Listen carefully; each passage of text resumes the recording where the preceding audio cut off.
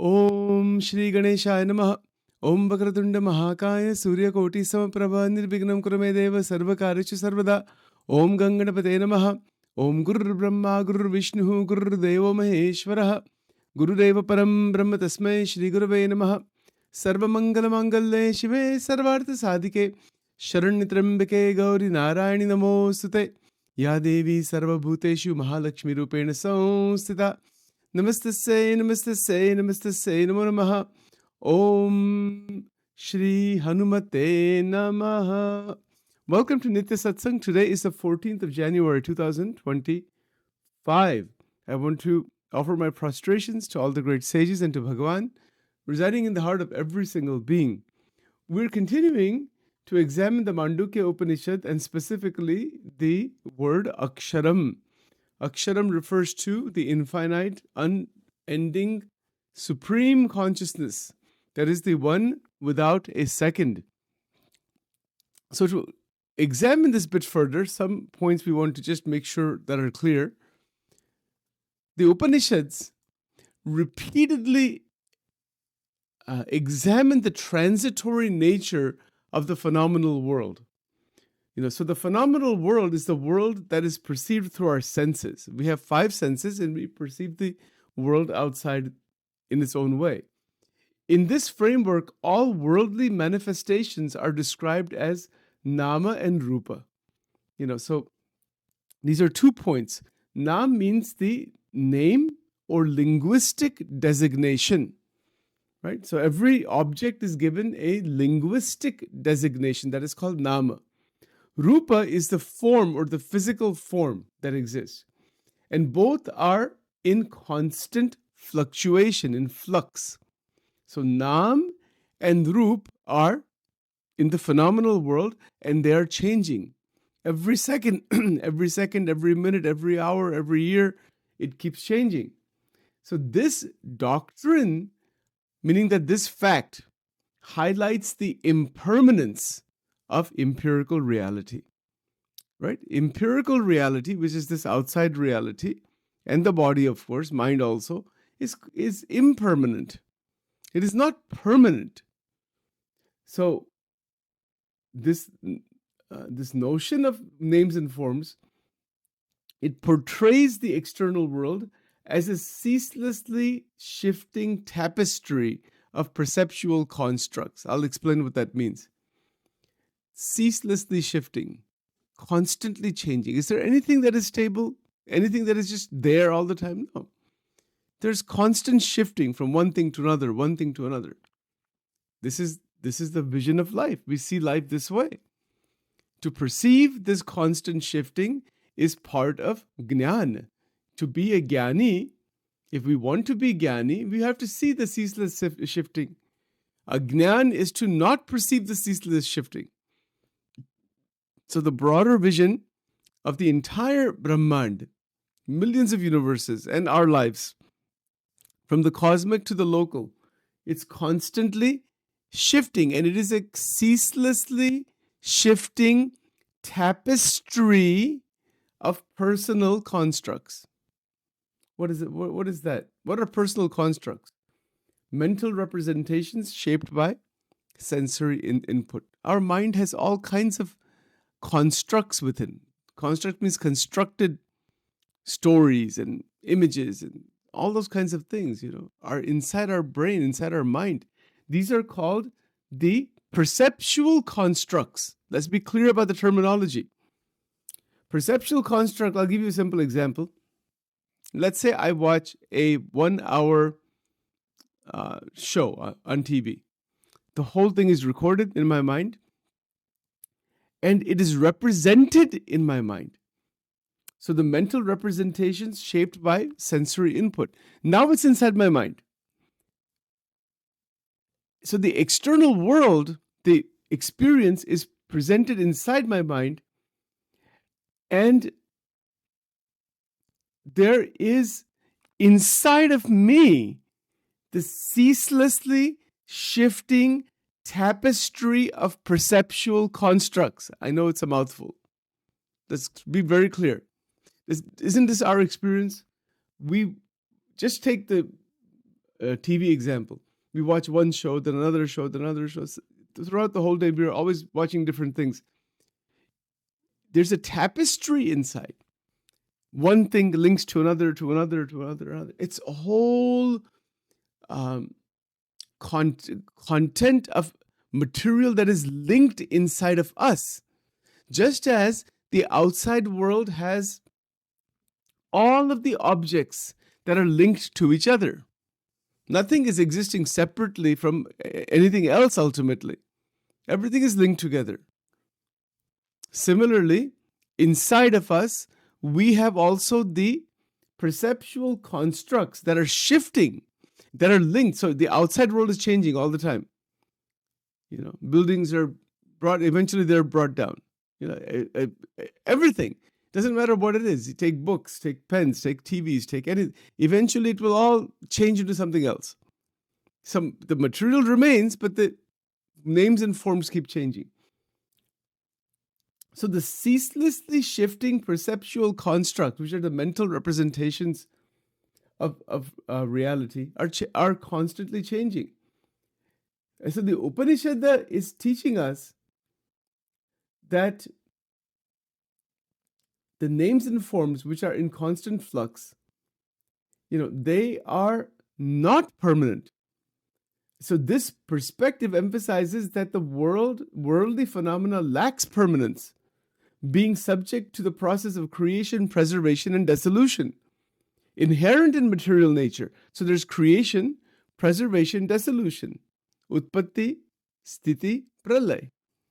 And this goes on. This goes on constantly. It's going on, right? So it's fascinating. So in Vedanta, the worldly manifestations are understood as perceptual constructs. The term nam refers to linguistic labels or names that humans assign to objects and experiences, creating a conceptual framework through which reality is interpreted. We see the outside world through the conceptual framework of names and forms that is inside our language structure.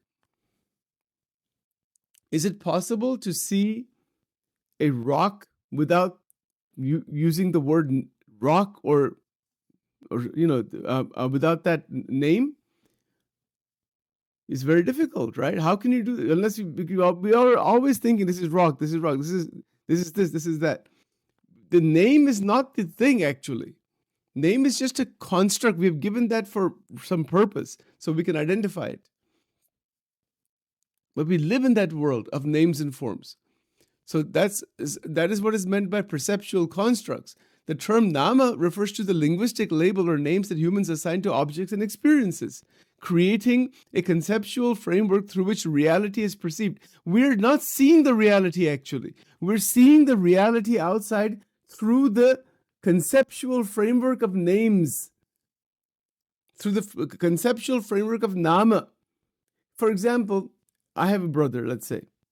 But when I think of him, I always think of him as the name. His name is Parag, let's say. So when I see that person, I say Parag, Parag, Parag.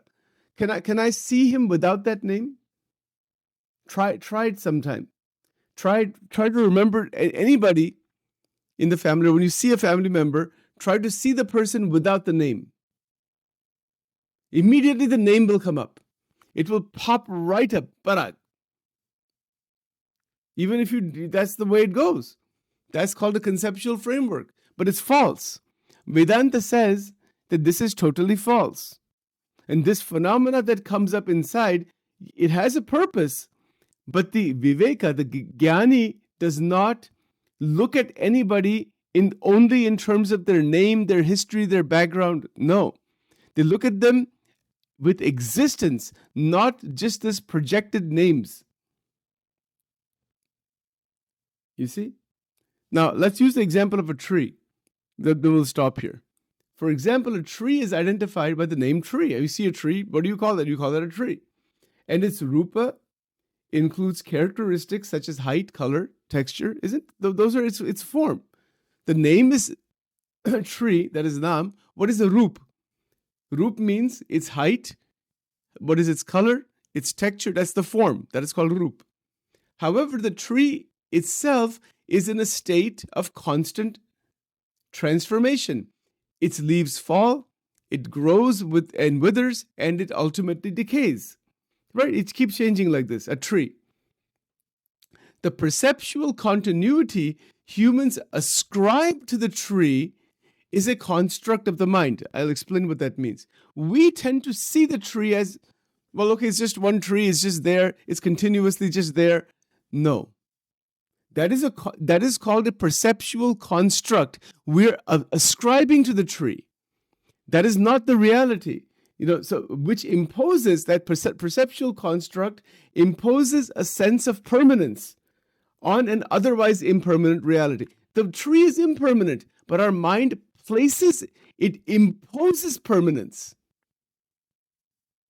જે વસ્તુ અનિત્ય છે એની ઉપર આપણે નિત્ય ભાવ રાખીએ છીએ. Simple in Gujarati language. जो बात अनित्य है, जो तत्व अनित्य है, जो तत्व which is changing constantly, इस पर हम नित्यता का भाव, this is our mental construct. To awaken from this, किसी को भी देखो, see anybody in life, see that there's two things to see, right? There's three levels. One is, yes, okay, interactional. My brother is here, this person is there, names and forms. Oh, how tall are you? How are you doing? How are you feeling? This and that. That is one level. Is there. That is also real. But that's not the full reality. That is only just a layer, brief layer. The next reality is to see the perceptual construct inside my mind that I'm imposing permanency, which is not so.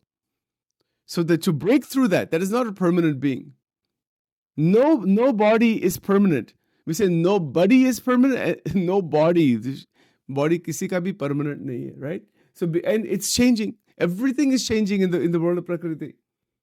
So because of that, we awaken from that construct of the mind. That's, why do people cry when somebody passes away at the funerals? You see, you know what happens? You go to the funerals, so many people are crying and this and that. But in reality, even when the person was alive, that person is changing and is going to go into something else. We have a sense of loss.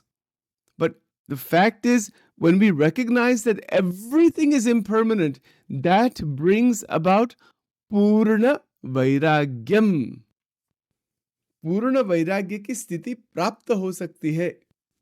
Possible, yes. Definitely. Purna Vairagya. And when we have Purna Vairagya, then that is a qualification for Akhanda Bhakti. Bhakti cannot remain flinchingly unbroken towards God without Vairagya. Vairagya bina Bhakti reh hi nahi sakti. Possible hi nahi hai. It is not possible. And that is why to move and awaken out of the internal perceptual construct means our mind has generated this sense of permanency, which it is not. There is no permanency for anything, but we live in the relative world. We need security. We need that. But at the same time, the Jnani lives with the realization that everything is impermanent, and then the mind is uplifted into a new dimension. It is the opening of the Antakarana into a totally different dimension, and that is that new dimension is Brahman. That is Akshara Brahma. And that dimension is where there is no change. There is eternal life, eternal reality. Right? So this is another way to understand this. To understand further the Mandukya Upanishad's wording around Akshara Brahma. Today we covered constant flux idea, Nam and Roop. We also covered transitory nature, phenomenal world, and we also covered linguistic labels and perceptual constructs. Quick sadhana. What is the sadhana? Try to see everyone at two levels. At the interactional level, yeah, there's a name, there's this, there's that. And then from inside, say, this is only a temporary being. Temporary material process. Atma is real. That body keeps changing. Every body keeps changing. and see the change. बैठना, ध्यान में बैठना and see everything is changing. मेरा कौन है? मेरा एक भगवान ही है. That's all. And that is a sadhana, very simple. So let's stop here. Om Dhyanamulam Gururmurti Mantramulam Gururvakyam Pujamulam Gururpadam Mokshamulam Gurukripa Om Sarva Mangala Mangale Shive Sarvartha Sadhike Sharanyatrimbake Gauri Narayani Namosute Ya Devi Sarva Bhuteshu Mahalakshmi Rupena Samstita Namaste Se Namaste Se Namaste Se Namo Namaha Om Aim Rim Klim Chamundaye Viche Swaha Om Durge Durge Rakshini Tha Swaha Om Divalingaye Namah, Urdhvalingaye Namah, Anandalingaye Namah, Om Dvadesh Jyotirlingaye Namah, Om Shri Radha Krishna Arpanamastu.